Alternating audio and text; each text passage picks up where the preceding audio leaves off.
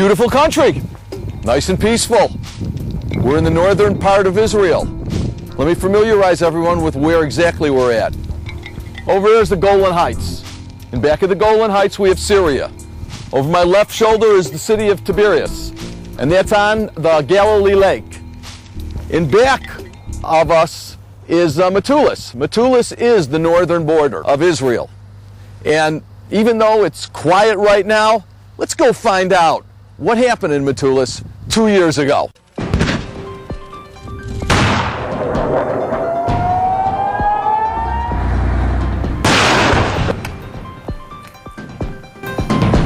Mayor Katz. Hi, Slosberg. How are you doing? Good, a real pleasure. So let's take a look at the map here of Metula.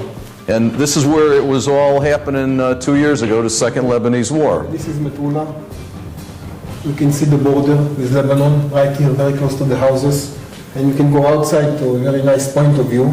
That will point out, look, and then we can talk about the war and what's happening during the war and how we're managing these days. All right, well, let's go see Metula.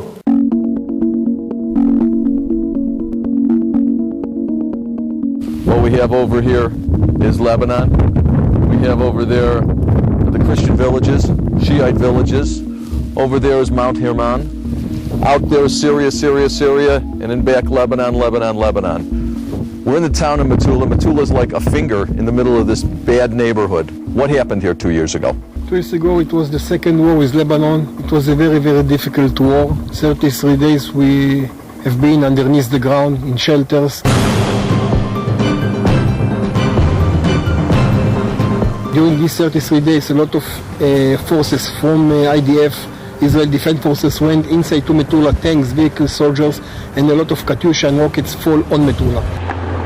This is Shia villages. The name is El Khiam. So how many minutes? How many miles is it where the Hezbollah hang out? About 4 miles. 4 miles from here is where the Hezbollah hangs out.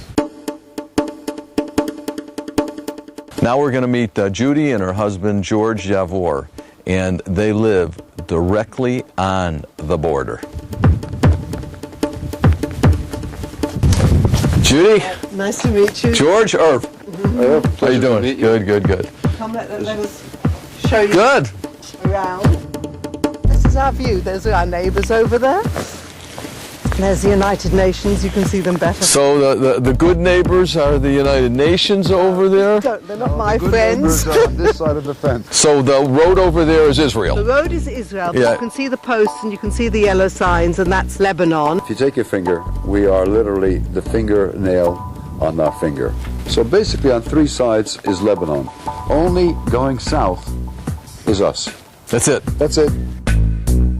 Metula was founded in 1896, and all the villages that are on the other side were founded about the same time, and the people have always lived together. I'm a native of this place. I grew up here. I remember the days when the border was bustling with life.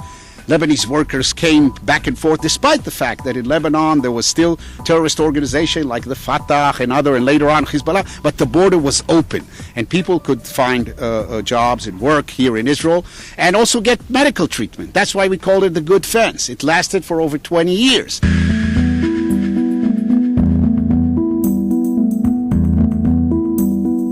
How about the present? The present is very, very quiet. People are working in agriculture, in tourism business, some other business. Now, after the war, we are working 1 meter from the border, no problems. The Hezbollah is far away from here.